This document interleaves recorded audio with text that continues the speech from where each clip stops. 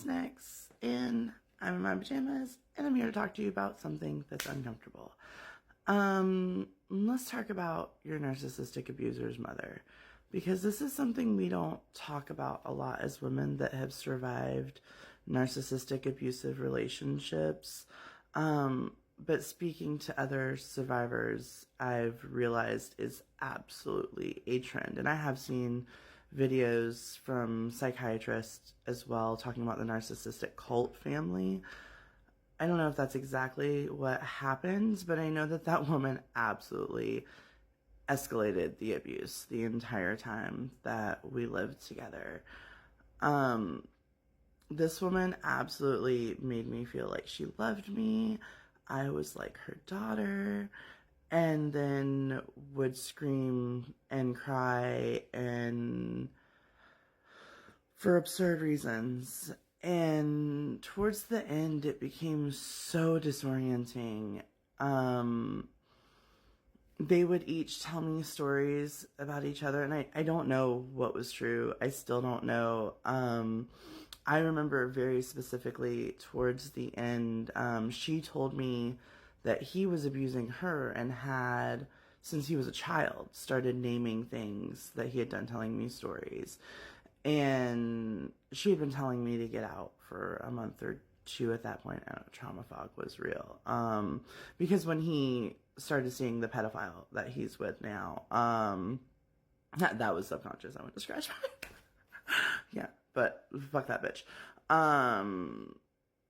His mother was even like, wait, I don't understand why that you're letting this woman treat your girlfriend like this, because that was always a point of contention whether we were actually dating or not after 7 years. But I remember distinctly sitting with her and her crying violently after telling me that he had killed her cat as a teenager practicing jiu-jitsu, I think is the martial arts that he did. And when I asked him about it, because that shit gets in your head, you're like, wait, he did what? Because especially the way she described was very, he had to have known it would have hurt or killed the cat. It was very violent, and supposedly he didn't understand that it was wrong. And then he told me that actually what had happened was when he was like 4 or something like that, she had let him hold a kitten in the back seat, and he had not understood and had accidentally. I don't know which version of those are true. These very different ages in that story. Are there 2 stories? I will never know. I remember distinctly her screaming at me that I was a bitch that wouldn't listen to anyone, because in the midst of all this, as I was trying to leave him, I said that it'll get better, but things are hard right now. And she wanted me to take that back and to rephrase things, because it was always I had to say things exactly the way they wanted me to say them, or I was wrong if I did not phrase things very precisely. And I was just like, I don't think saying things are hard right now is wrong. Things are hard right now. And she's like, well, that's manifesting. Things are never going to get better. I'm like, but the beginning part of the sentence was literally, it'll get better, but things are hard right now. But so that was supposedly me manifesting that my life was always going to be hard.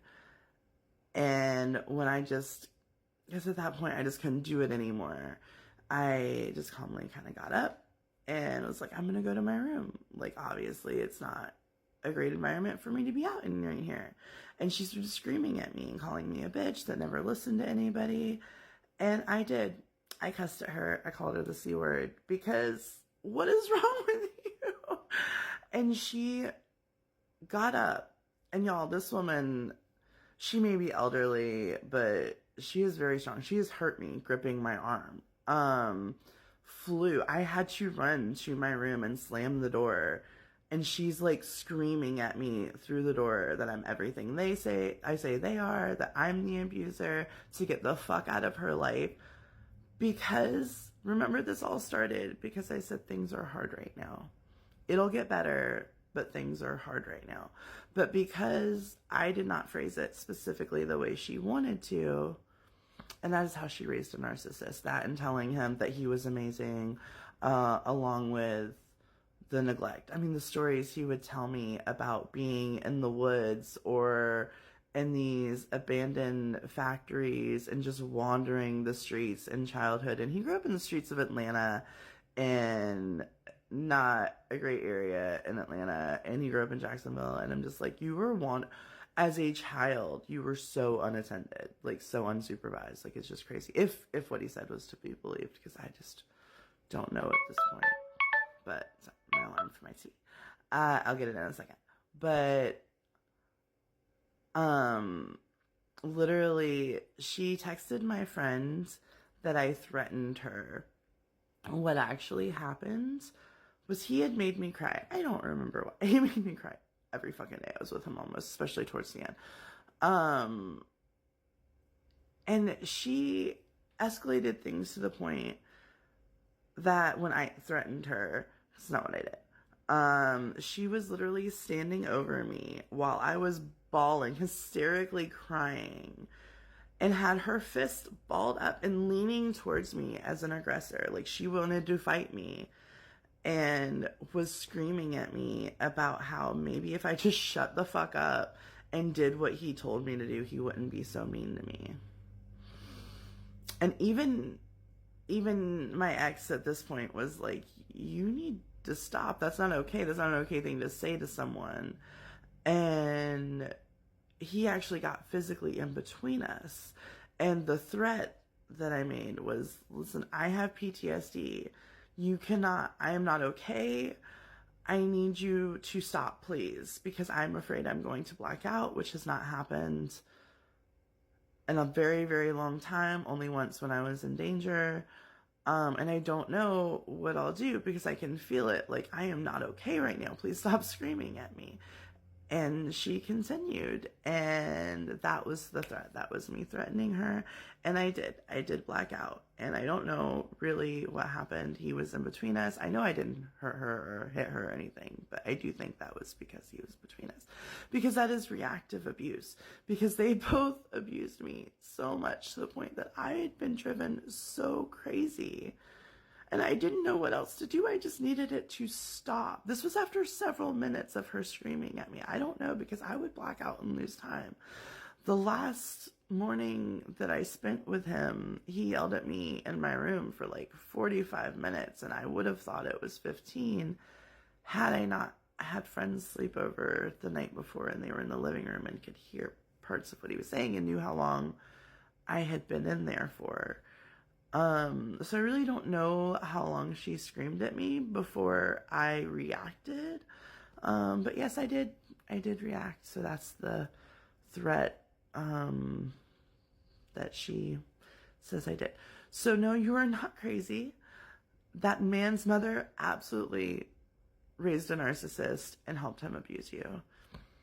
It sucks. It's hard to talk about because it's hard to be like, this woman did this to me. This woman caused this to happen, and it hurts. It hurts so very much. Because my mother was not a mother to me, and I thought I had found someone that loved me the way a mother should. And no, she just wanted to help her son abuse me. So this has been Healing in Your Pajamas with X. I don't know if anybody, yeah. Love you guys.